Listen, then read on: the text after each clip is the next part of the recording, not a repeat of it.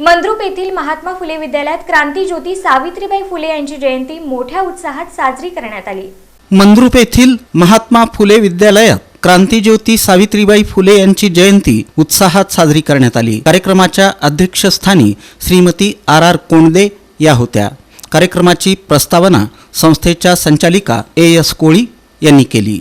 इयत्ता 5वी ते 10वीच्या विद्यार्थ्यांनी भाषणे, नाटिका, कविता, ओवी आणि गायन सादर करून कार्यक्रमाला वैचारिक स्वरूप दिलं।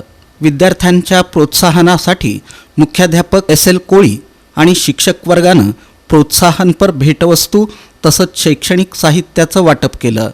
अध्यक्षीय भाषणात आर कोंडदे यांनी सावित्रीबाई फुले यांचे विचार आत्मसात करून शिक्षणात सातत्य, प्रामाणिकपणा आणि संस्कार जपण्याचं आवाहन केलं।